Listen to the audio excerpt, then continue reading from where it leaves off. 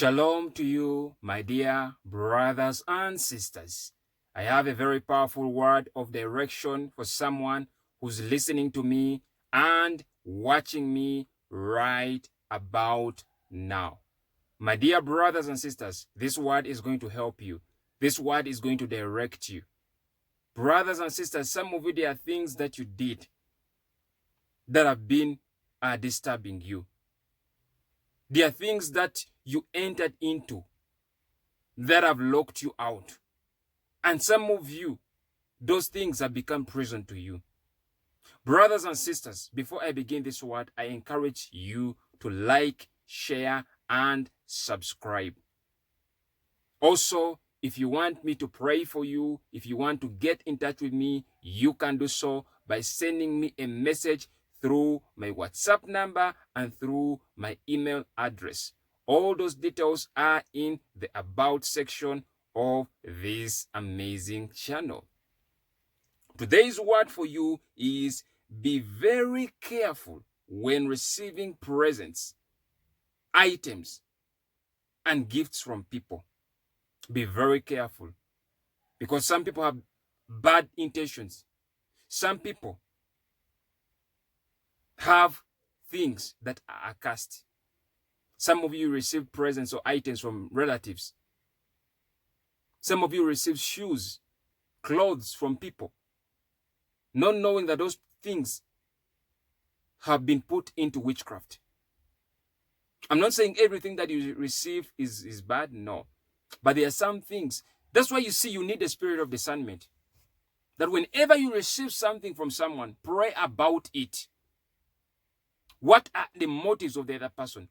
What are the intentions of the person giving you that thing? Some of you have received books that are diabolic. And you have started reading information that has affected you. Be very careful. Don't let greed be your master. Yes, you could be going through a problem, but don't put yourself in a position where you easily accept everything. You easily accept everyone who comes into your way. Be very careful not to enter an agreement with diabolic people. Bible says, can two walk together unless they agree? So for you to walk together with someone, agreement has to be made place. Agreement has to take place. Let me read to you a scripture that is in the book of 2 Kings chapter 5, verse 20 to 27. 2 Kings chapter 5, verse 20 to 27. And it reads, But Gehazi, the servant of Elisha, the man of God, said, Look, my master has spared Naaman, this Syrian, while not receiving from his hands what he brought. But as the Lord lives, I will run after him and take something from him. So Gehazi pursued Naaman. When Naaman saw him running after him, he got down from the chariot to meet him and said, Is all well? And he said, All is well. My master has sent me, saying, Indeed, just now 2 young men of the sons of the prophets have come to me from the mountains of Ephraim. Please give them a talent of silver and 2 changes of garments. So Naaman said, Please take the 2 talents. And he urged him and bound 2 talents of silver in 2 bags with 2 changes of garments, and handed them to 2 of his servants, and they carried them on ahead of him. When he came to the cedar, he took them from their hand and stored them away in the house. Then he let the men go, and they departed. Now he went in and stood before his master, Elisha. Elisha said to him, Where did you go, Gehazi? Then he said to him, Did not my heart go with you when the man turned back from his chariot to meet you? Is it time to receive money and to receive clothing, olive groves, and vineyards, sheep and oxen, male and female servants. Therefore, the leprosy of Naaman shall cling to you and your descendants forever. And he went out from his presence, leprous, as white as snow. This is a word to tell you. Before you receive something, be very careful. The Bible speaks about Naaman, who was leprous, and he wanted to get healing.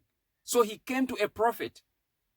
Now, as Naaman had got his healing, for those that have read the scripture many times, Naaman got his healing. Now, the scripture starts at a point when Naaman was leaving. But Gehazi was greedy, because Elisha, the prophet, did not ask Naaman for money or clothes or anything material. It was a free healing, because he freely received and he freely gave. So Gehazi was a manipulator. He did not want that to go. So he ran ahead and met Naaman and requested Naaman of the money, or silver, the clothes. To cut the long story short, Gehazi inherited the leprosy. It was a curse. It was a curse, because cursed objects.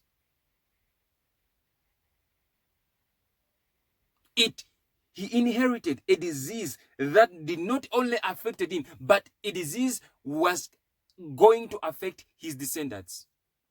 He became a problem to his descendants. Just one man. Some of you, your family, inherited something. That blood disease was a disease from your descendants. That's why you see some of you have generational diseases. You have a disease that affected your mom, it affected your grandparents, it's affecting your children, or it's even affecting you. You need to pray about it.